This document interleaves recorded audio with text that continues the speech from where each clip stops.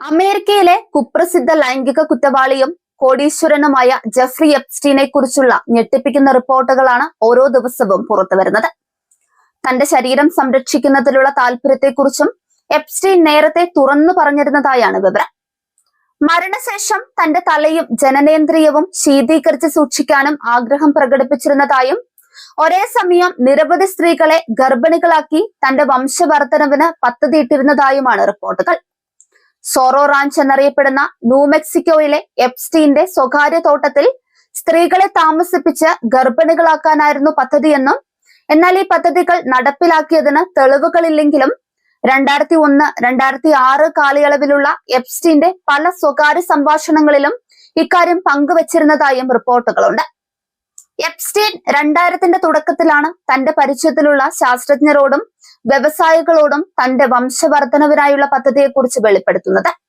2001നും 2006നും ഇടയിൽ ചില ശാസ്ത്രജ്ഞരടക്കം പങ്കെടുത്ത അത്താഴ വിരുന്നുകളിലും എപ്സ്റ്റീൻ തന്റെ ആഗ്രഹം പങ്കുവച്ചിട്ടുണ്ട്. 33,000 ചതുരശ്ര അടി വിസ്തീർണമുള്ള സോറോ റാഞ്ച് സ്ത്രീകളെ താമസിപ്പിച്ച് ഗർഭിണികളാക്കാനുള്ള ഒരു താവളമായി ഉപയോഗിക്കാനായിരുന്നു എപ്സ്റ്റീന്റെ ആഗ്രഹം.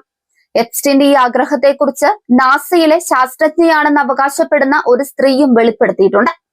എപ്സ്റ്റീന്റെ ഈ ആഗ്രഹത്തെ ബേബി റാഞ്ച് എന്നാണ് പലരും വിശേഷിപ്പിച്ചത്.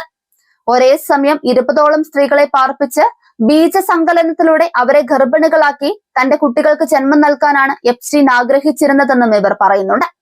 കൂടാതെ ദരിദ്ര രാജ്യങ്ങളിൽ പട്ടിണി കുറയ്ക്കാനും ആരോഗ്യ സൗകര്യങ്ങൾ മെച്ചപ്പെടുത്താനുമുള്ള ശ്രമങ്ങളെയും എപ്സ്റ്റീൻ എതിർത്തിരുന്നതായാണ് റിപ്പോർട്ടുകൾ.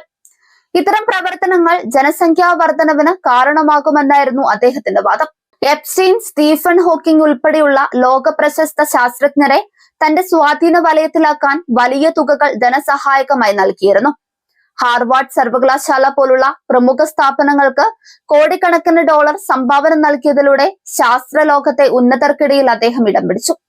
പല ശാസ്ത്രജ്ഞരും എപ്സ്റ്റീന്റെ ക്രിമിനൽ ചരിത്രത്തെക്കാൾ അദ്ദേഹം നൽകുന്ന പണത്തിന് മുൻഗണന നൽകിയിരുന്നതായും ന്യൂയോർക്ക് ടൈംസിന്റെ റിപ്പോർട്ടിലുണ്ട്.